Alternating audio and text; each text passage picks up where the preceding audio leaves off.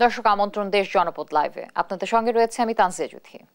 যানজটে স্থবির রাজধানী, বিভিন্ন মোড়ে আটকে আছে গাড়ির বহর।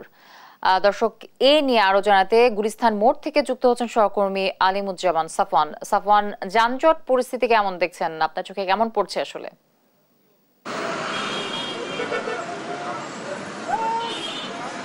জ্যোতি, আপনাকে ধন্যবাদ। এই মুহূর্তে আমি রয়েছি রাজধানীর গুলিস্তান এলাকায়, এবং গুলিস্তান এলাকায় কিন্তু সবসময় এক প্রকার আসলে যানজট লেগে থাকে। এর একটি অন্যতম কারণ হচ্ছে এখানে যেসব বাস রয়েছে, গণপরিবহন রয়েছে, সেগুলো কিন্তু কোনো নিয়ম আসলে মেনে চলে না। তো তাদের যেখানে যখন বাস থামাতে ইচ্ছে করে তারা কিন্তু সেখানে বাস পার্কিং করে বাস থামিয়ে দেয়, যার কারণে কিন্তু সবসময় গুলিস্তান মোড়ে একটি জামের সৃষ্টি হয়। এবং আজকেও কিন্তু এর ব্যতিক্রম নয়, এখানেও কিন্তু এখন সকাল থেকেই বেশ যানজট লক্ষ্য করা যাচ্ছে। এছাড়া গুলিস্তান মোড়ে জ্যাম হওয়ার আরও একটি বড় কারণ হচ্ছে এখানে যে ফুটপাত, এই ফুটপাতে প্রায় শত থেকে হাজার খানেক দোকান যেগুলো অবৈধভাবে এখানে বসে, এবং সেই কারণে রাস্তাগুলো আসলে এক প্রকার আটকিয়ে যায়, যার কারণে সেখান দিয়ে কোনো রিক্সা বা সাধারণ মানুষ পর্যন্ত আসলে চলাচল করতে কষ্ট হয়। গণপরিবহন রয়েছে, পাশাপাশি তারা ট্রাফিকের যে শৃঙ্খলা সেটি আসলে মানেন না।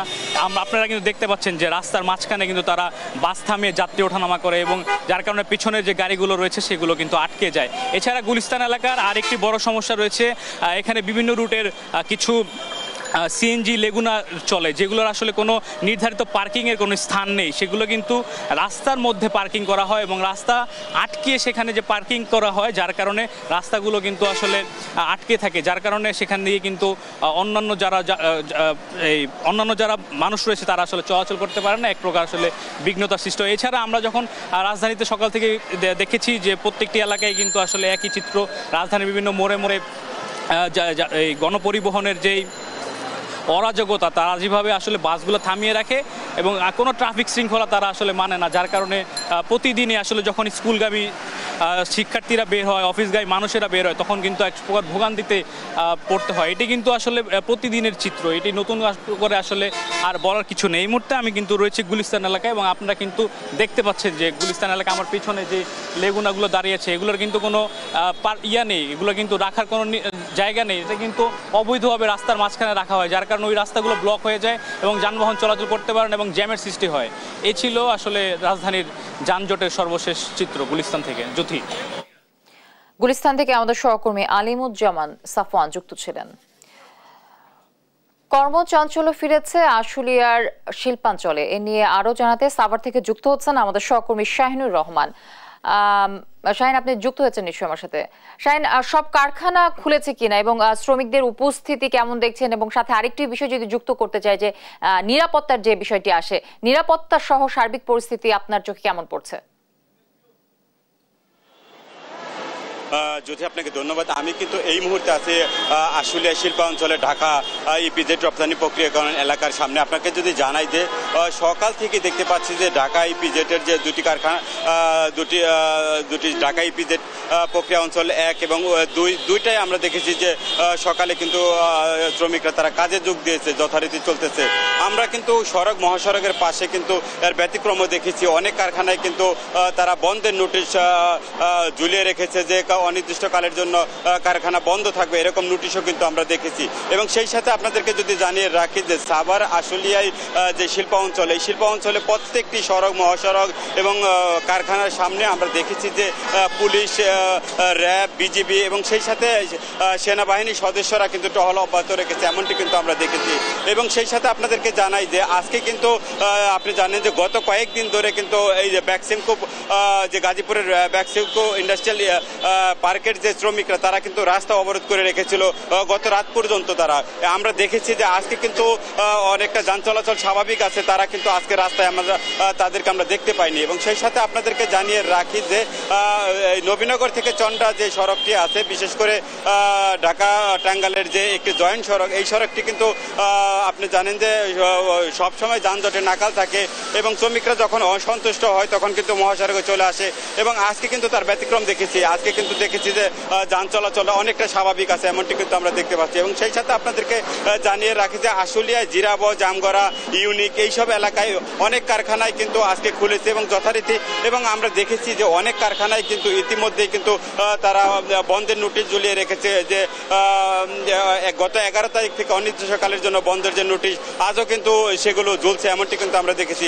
আমরা সকালবেলা কিন্তু ব্যতিক্রমও দেখেছি যে অনেক শ্রমিকরা কিন্তু তারা কর্মস্থলে এসে তাদের গেটে কিন্তু অবস্থান করতে দেখেছি। তারা কিন্তু আজকে কর্মস্থলে এসেও কিন্তু তারা কাজে যোগ দিতে পারে নাই, এমনটিও কিন্তু আমরা দেখেছি। এবং সেই সাথে আপনাকে বলতে পারি যে সাভার আশুলিয়ার বেশিরভাগ শিল্প কারখানায় খুলেছে, কিছু কারখানা বন্ধ ছাড়া আর যেসব কারখানা খুলে নেয় আশা করা যায় যে 2-1 দিনের মধ্যে এইসব কারখানা খুলে যাবে, এমনটি কিন্তু শ্রমিকরা আমাদেরকে জানিয়েছে। এবং যদি পরিস্থিতি স্বাভাবিক থাকে, যাই হোক এই ছিল সাভার আশুলিয়ার যে শিল্প অঞ্চল থেকে। শাহিনুর, ধন্যবাদ। এবার যাব গাজীপুরে আমাদের আরেক সহকর্মী আছেন নজরুল ইসলাম। নজরুল, আপনার কাছে একই প্রশ্ন থাকবে, আসলে গাজীপুরের সব কলকারখানা খুলেছে কিনা এবং শ্রমিকদের উপস্থিতি কেমন দেখছেন এবং নিরাপত্তার বিষয়েও জানাবেন আমাদেরকে।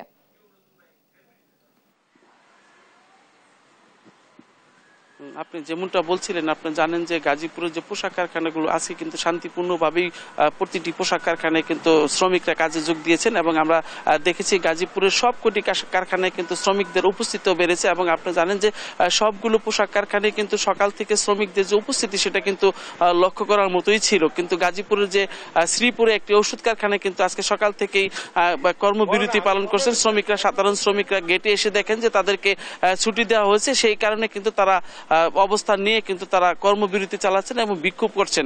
তো এছাড়া কিন্তু গাজীপুরের প্রত্যেকটি জায়গায় কিন্তু আমরা দেখেছি যে আইন শৃঙ্খলা বাহিনী এবং ইন্ডাস্ট্রিয়াল যে পুলিশ রয়েছে সেই পুলিশের ব্যাপক উপস্থিতির মধ্য দিয়ে কিন্তু গাজীপুরের পোশাক কারখানাগুলো সচল রয়েছে এবং প্রতিটি কারখানায় কিন্তু তাদের নিজস্ব নিরাপত্তা বলের ছাড়াও মানে সেনাবাহিনীর টহল ছাড়াও কিন্তু আমি দেখেছি ইন্ডাস্ট্রিয়াল পুলিশের উপস্থিতি রয়েছে চোখে পড়ার মতন।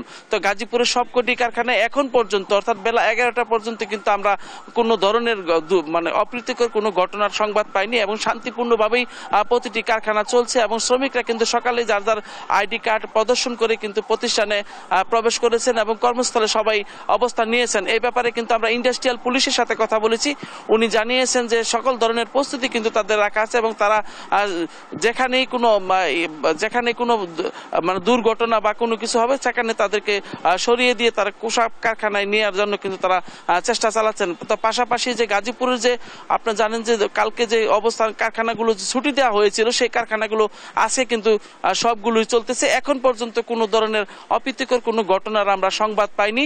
তো গাজীপুর থেকে এই ছিল আমার কাছে সর্বশেষ। নজরুল ইসলাম গাজীপুর থেকে এবং শাহিনুর রহমান যুক্ত ছিলেন সাভার থেকে।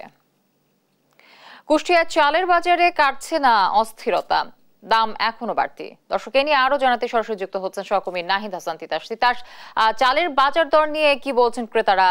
দাম কমানো সম্ভব হচ্ছে কিনা, কেমন দেখছেন আসলে পরিস্থিতি? যদি বাংলাদেশের অন্যতম সরু চালের মোকাম কুষ্টিয়ার খাজানগর, আসলে এই বাজারে কিন্তু এখন পর্যন্ত কোনো স্বস্তির খবর নেই। সব ধরনের চালই বিক্রি হচ্ছে বাড়তি দামে। আমি রয়েছি কুষ্টিয়ার পৌর বাজার, অর্থাৎ এটি চালের সবচেয়ে বড় খুচরা বাজার। এই বাজারে যদি আজকে আপনাকে আমি বাজার দর জানাই, যেমন সরু যে মিনিকেট খ্যাত কুষ্টিয়া, সেই মিনিকেট চাল বিক্রি হচ্ছে 70 টাকা কেজি দরে এবং কাজললতা চাল বিক্রি হচ্ছে 64 টাকা কেজি দরে। এছাড়া মোটা যে আটাশ চাল সেটি বিক্রি হচ্ছে 56 টাকা কেজি দরে। বাসমতি চাল বিক্রি হচ্ছে 90 টাকা কেজি দরে। অর্থাৎ আমরা বলতে পারি যে 56 টাকার নিচে কিন্তু কুষ্টিয়ার বাজারে কোনো ধরনের কোনো চাল নেই। আসলে দীর্ঘদিন ধরেই কিন্তু এই চালের বাজারের যে অস্থিরতা সেটি কিন্তু চলেই আসছে, অর্থাৎ কোনোভাবে এটিকে নিয়ন্ত্রণ করা যাচ্ছে না। আর এ বিষয়ে আমি যারা খুচরা বিক্রেতা রয়েছে আমি তাদের সাথে কথা বলেছি। খুচরা বিক্রেতাদের যেটি দাবি, আসলে এখানে তাদের করার কিছু নেই, কারণ তারা মিলগেট থেকে যে দামে চাল কিনছেন তার থেকে 1 টাকা বা 2 টাকা বেশি দামে লাভ করে তারা বিক্রি করছেন। তাই তারা বলছেন যদি মিলগেটে চালের দাম নিয়ন্ত্রণ হয় তবেই কিন্তু চালের বাজার নিয়ন্ত্রণ হবে, তাছাড়া কোনোভাবে চালের বাজার নিয়ন্ত্রণ হওয়ার কোনো সুযোগ নেই। আর এ বিষয়ে আমরা যারা কুষ্টিয়ার বড় বড় মিল মালিকরা রয়েছে আমি তাদের সাথে কথা বলেছি। বড় বড় মিল মালিকদের যেটি দাবি যে আসলে তাদের ধানের দাম বেশি এবং ধানের সংকট রয়েছে, যার কারণে কিন্তু তাদের উৎপাদন খরচ বেড়ে যাচ্ছে, যার কারণে কোনোভাবে দাম কমানো যাচ্ছে না। তারা বলছে যদি ধানের দাম কমে তবেই কিন্তু চালের দাম কমবে, তাছাড়া কোনোভাবে চালের দাম কমানো সম্ভব নয়। আর এদিকেই যে দীর্ঘদিন ধরে দ্রব্যমূল্যের ঊর্ধ্বগতির বাজারের মধ্যে চালের দাম এইরকম যে বাড়তি এবং অস্থিরতা, এর মধ্যে সাধারণ ভোক্তা যারা রয়েছেন তারা কিন্তু বিপাকে পড়েছেন। তারা বলছেন যে এভাবে যদি চলতে থাকে তাহলে কিন্তু তাদের একসময় এই যে আয় ব্যয়ের যে সমন্বয় সেটি ঘটবেন এবং তারা চরম সমস্যার মধ্যে পড়বেন। তাই তারা বলছেন যদি বড় বড় যে মিল মালিক রয়েছে কুষ্টিয়ার, সেই মিল মালিকদের যদি আইনের আওতায় আনা যায়, মিলগুলোয় যদি অভিযান চালানো যায় নিয়মিত, তবেই কিন্তু চালের বাজার স্থিরতা আসবে, তাছাড়া কোনোভাবেই সম্ভব নয়। আপনাকে একটি কথা জানিয়ে রাখতে চাই জুথি, যে বাংলাদেশের অন্যতম সরু চালের মোকাম কুষ্টিয়ার খাজানগর, এখানে প্রায় 400 থেকে 450 চাল কল রয়েছে। প্রতিদিন 100 ট্রাক চাল কিন্তু দেশের বিভিন্ন জেলায় চলে যায় এই কুষ্টিয়া থেকে। তাই যদি এই বাজারের চালের দাম নিয়ন্ত্রণ না করা যায় তাহলে কোনোভাবেই সারা দেশের চালের বাজার নিয়ন্ত্রণ হবে না। এই ছিল কুষ্টিয়া থেকে চালের বাজার নিয়ে আমার কাছে সর্বশেষ খবর। জ্যোতি, কুষ্টিয়া থেকে নাহিদ হাসান তিতাস যুক্ত ছিলেন। তীব্র লোডশেডিং এ কবলে সারা দেশ, এর বিরূপ প্রভাব পড়ছে বাড়ি, শিক্ষা প্রতিষ্ঠান সহ সব ধরনের শিল্প কারখানায়। এ নিয়ে বিস্তারিত জানাতে চট্টগ্রাম থেকে যুক্ত হচ্ছেন আমাদের সহকর্মী একেএম নাজিম। নাজিম যুক্ত হচ্ছে নিশ্চয়ই আমার সাথে। নাজিম, লোডশেডিং এ জনজীবনে কি ধরনের প্রভাব ফেলছে এবং পরিস্থিতি নিয়ন্ত্রণে কি ধরনের ব্যবস্থা নিয়েছে কর্তৃপক্ষের পক্ষ থেকে, জানাবেন আমাদেরকে। আসলে গত কয়েকদিনের যে বিদ্যুৎ বিভ্রাট, সেই বিভ্রাটের কারণে সাধারণ মানুষ সমাজে খুব অস্বস্তিতে রয়েছে। কারণ বিশেষ করে সবচেয়ে বেশি বিদ্যুতের ভোগান্তি হচ্ছে গ্রাম অঞ্চলে। কারণ চট্টগ্রামের আশপাশে যতগুলো উপজেলা রয়েছে সবগুলো উপজেলার মধ্যে মূলত দিনের বেলায় যতটুকু আসলে মেনে নেওয়া যায়, কিন্তু রাতের বেলা তাও সম্ভব না। কারণ রাতের বেলায় যখন রাত 11টা থেকে 12টা হয় বা রাত গভীর হয়, তখনই বিদ্যুৎ একবার চলে গেলে আসলে ঘন্টা 2 ঘন্টা পরও বিদ্যুতের দেখা মেলে না। আবার অনেক ক্ষেত্রে দেখা যায় 10 মিনিট পরে আসলে আবার 20 মিনিট বা আধা ঘন্টা পর্যন্ত বিদ্যুতের কোনো দেখা পড়ে না। এতে করে সাধারণ মানুষের যে ভোগান্তি সেটি ধীরে ধীরে খুবই বাড়ছে। কারণ গত কয়েকদিন ধরে বিদ্যুতের যে ধারাবাহিকভাবে যে লোডশেডিং চলে আসছে, সেই লোডশেডিং এর কারণে মানুষের মাঝে ভোগান্তি চরম আকার ধারণ করেছে। আমরা গত 2 দিন ধরে চট্টগ্রামের আশপাশে যতগুলো উপজেলা রয়েছে, হাটহাজারী, রাউজান, ফটিকছড়ি, রাঙ্গুনিয়া, ভোজপুর, মিরেশ্বরাই, সন্দ্বীপ, সীতাকুণ্ড, কর্ণফুলী, আনোয়ারা, পটিয়া, এইসব উপজেলায় আমরা খোঁজ নিয়েছি। সবগুলো উপজেলা আসলে বিদ্যুতের যে লোডশেডিং বা বিদ্যুৎ বিভ্রাট যেটি বলা যায়, সেটি আসলে চরম আকার ধারণ করেছে। কারণ এই বিদ্যুতের ভোগান্তির কারণে সাধারণ মানুষের, বিশেষ করে শিশু থেকে শুরু করে যারা বিদ্যা রয়েছেন বা যারা শিক্ষার্থী রয়েছেন, তাদের ক্ষেত্রে চরমভাবে ব্যাঘাত ঘটছে। কারণ পড়াশোনা যখন সন্ধ্যার পরে বা সন্ধ্যার আগে যখন পড়ার টেবিলে বসা হয়, ঠিক তখনই বিদ্যুতের যে বিভ্রাট সেটি বেড়ে যায়। পাশাপাশি রাতে ঘুমানোর আগে বা ঘুমানোর পরে তখনই বিদ্যুতের যে সমস্যা সেটি তীব্র আকার ধারণ করে। পাশাপাশি হচ্ছে যে যারা ব্যবসায়িক যেসব কেন্দ্র রয়েছে নগরের আশপাশে বা নগরের মধ্যে যতগুলো শপিং মল, মার্কেট রয়েছে, এগুলোতেও আসলে যারা ব্যবসায়ী রয়েছেন তারা যেটি বলছেন, বিদ্যুতের যে বিভ্রাট সেটি ধারাবাহিকভাবে চলছে। এতে করে তারা ব্যবসা বাণিজ্যের ক্ষেত্রে খুব বেশি ক্ষতিগ্রস্ত হচ্ছে। কারণ যখন বেলা 10:30 থেকে 11টার দিকে যখন মার্কেটগুলোতে আপনার দোকানগুলো খোলা শুরু করে বা শপিং মল গুলো খোলা শুরু করে, তারপরে 11:30 12টা থেকে যে আসা যাওয়া সেটি শুরু হয়। কারণ একবার বিদ্যুৎ আসলে আবার 10 মিনিট 15 মিনিট পর পর আবার যাচ্ছে। আবার এই আসা যাওয়ার মধ্যে কারণে ব্যবসায়ীদের মাঝে তারা খুব ক্ষতির সম্মুখীন হচ্ছে বলে আমাদেরকে জেনেছেন। তো কবে নাগাদ বিদ্যুতের সমস্যা আসলে সমাধান হবে সেটি এখনো সমস্যারা কেউ বলতে পারছেন না। তো চট্টগ্রাম থেকে বিদ্যুৎ নিয়েছিল আমাদের সর্বশেষ।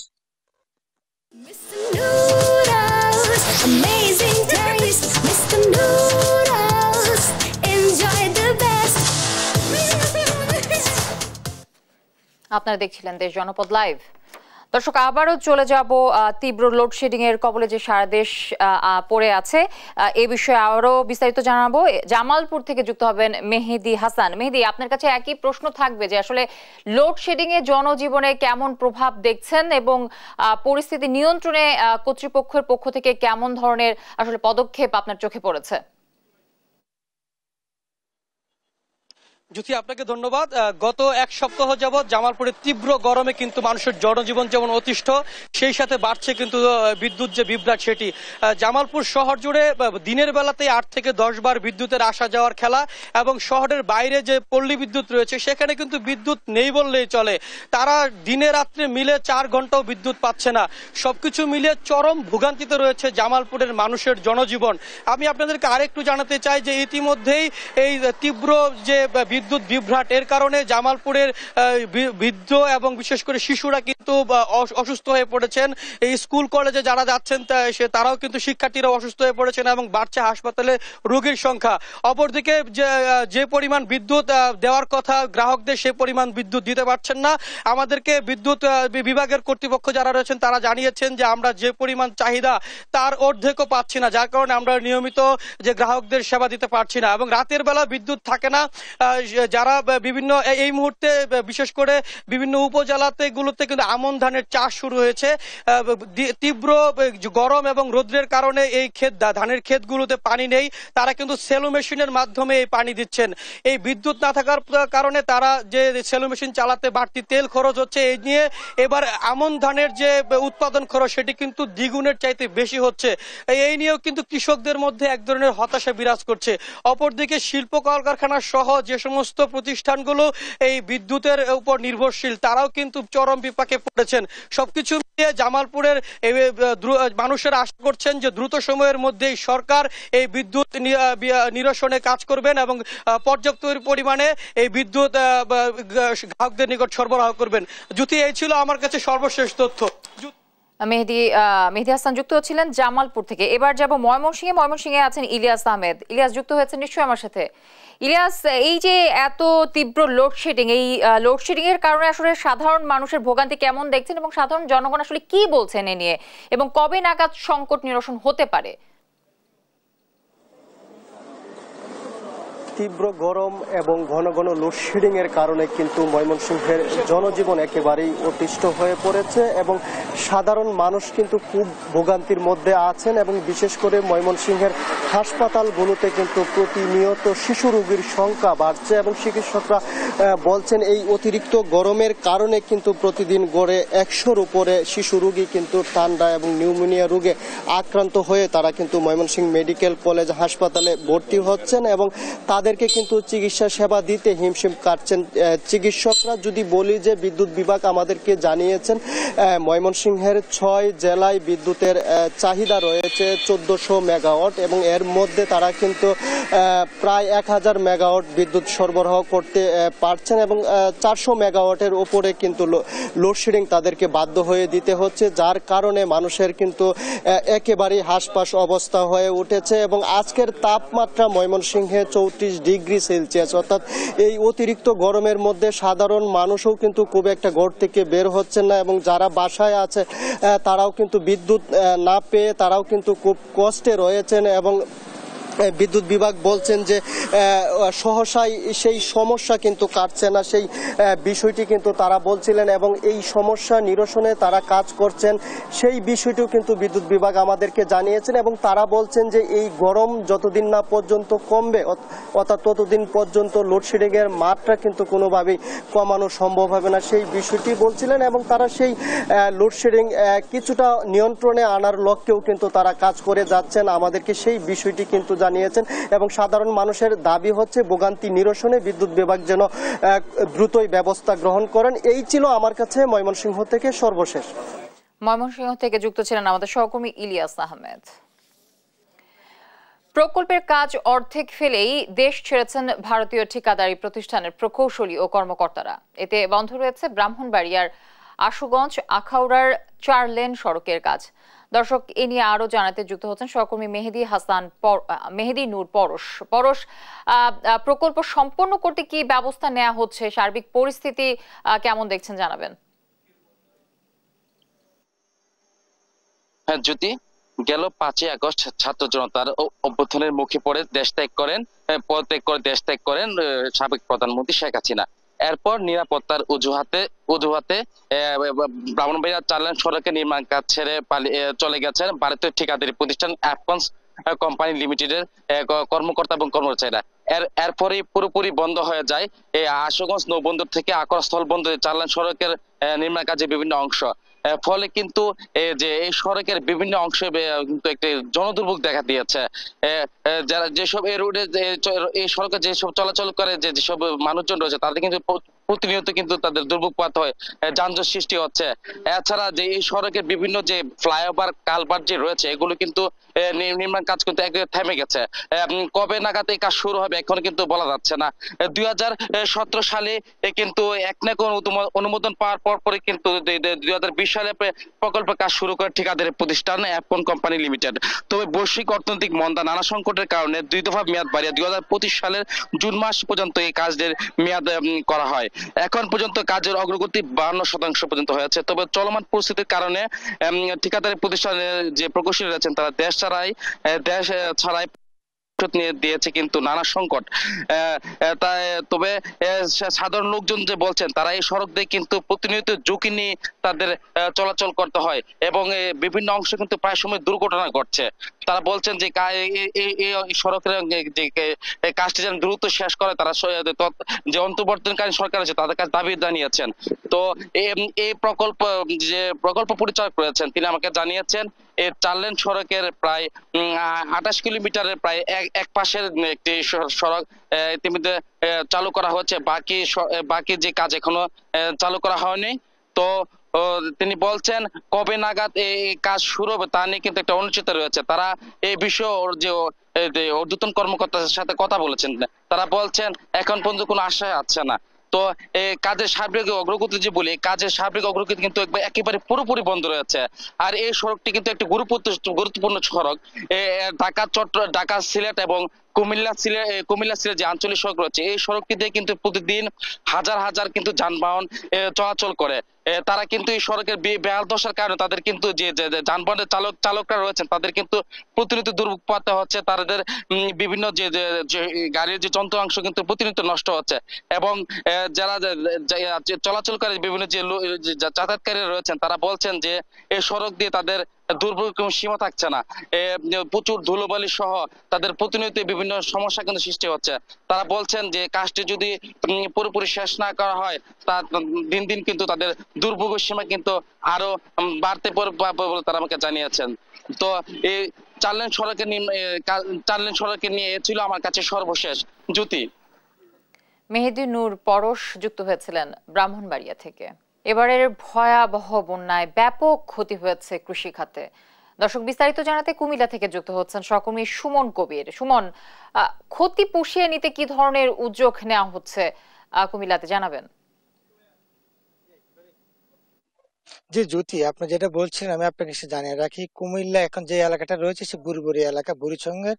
এখানে আমি কর্মকর্তা আমাকে জানিয়েছেন যে কুমিল্লা এবার 49,000 হেক্টর জমি ক্ষতি হয়েছে। তার মধ্যে 22,293 হেক্টর জমি হচ্ছে আমন ধান, যেখানে ওঠার কথা ছিল। আসলে আমন ধান পুরোটাই ক্ষতি হয়েছে এবং সেই দিক থেকে 750 কোটি টাকার ক্ষতি হয়েছে কৃষিতে। এবং আর একটু হিসাব যদি করতে চাই 900 কোটি টাকার ক্ষতি হয়েছে। আমি এখন যে এলাকায় একটা লোক আমার সাথে আসলে জড়িত, উনি আসলে 5 কানি জায়গা আসলে রয়েছে, যে 5 কানি জায়গায় যে ক্ষতি, আসলে ভাই কি পরিমাণ ক্ষতি হয়েছে আপনার এই ফসল? ভাই আমাদের 5 কানি ক্ষেত ছিল, সবে ধান ক্ষেত ছিল, পাকনা ছিল, বুঝছেন নি? তো আমরা বৃষ্টি থেকে ধানটা দেয় নাই, কারণ থাকতো ধানটা দাঁড়িয়ে মিলে ধানটা দিতে পারি না, ভাঙ্গা সব লেগে গেছে পাকনা ধান। এখন আমাদের কোনো ব্যবস্থা নেই যে আমরা কিভাবে চললাম, কিভাবে খানা খামো।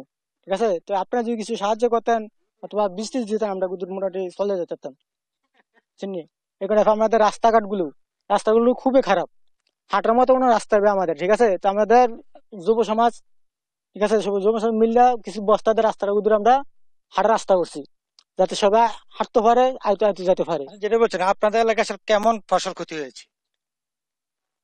আমি জিজ্ঞাসা করুন কেমন ফসল ক্ষতি হয়েছে আপনাদের এলাকায়? আমাদের এলাকায় যে আপনি দেখতে পারতেছেন প্রায় অনেক জমি, যেমন আপনি ভিতরে ঢুকলে দেখতে পারবেন যে আরো বেশি। আমি তো এটা তো সঠিক আইডিয়াতে বলতে পারতেছি না, মানে ঘুরলে বলতে পারবো আর কি। যেমন আমার আশেপাশে যেটি আছে এটি আসলে যেটা বলছিলেন, আমরা দেখেছি যে এলাকাটা রয়েছে এখানে প্রায় আমরা হিসাব করেছি বুড়িচঙ্গা এলাকা 5,000 হেক্টর জমি। সুমন কবির যুক্ত হয়েছিলেন কুমিল্লা থেকে। বাগেরহাটের ঐতিহ্যবাহী 60 গম্বুজ মসজিদে দিন দিন কমছে দর্শনার্থীর সংখ্যা। দর্শক বিস্তারিত জানাতে সরাসরি যুক্ত হচ্ছেন সহকর্মী এস সোহান। সোহান, দর্শনার্থী কমার আসলে কারণ কি হতে পারে, কি বলছে মসজিদ কমিটি?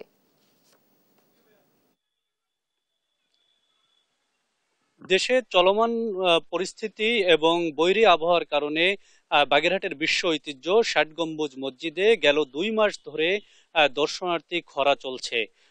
আসলে বিগত দিনের তুলনায় দর্শনার্থীর সংখ্যা প্রচন্ড রকম কমেছে এবং এখানের যারা দায়িত্বে আছেন তাদের কাছ থেকে আমরা যে তথ্য পেয়েছি এই কমাটা খুবই আশঙ্কাজনক। আমরা বাগেরহাট ষাট গম্বুজ মসজিদের প্রবেশের যে টিকিট কাউন্টার রুম রয়েছে সেখানের তথ্য অনুযায়ী সকাল 6টা থেকে বেলা 11:45 পর্যন্ত এখানে মাত্র 93 জন দর্শনার্থী প্রবেশ করেছে। কিন্তু অন্যান্য সময় এই সময়ে আসলে এই ষাট গম্বুজ মসজিদ কমপ্লেক্স কিন্তু দর্শনার্থীতে ঠাসা থাকে।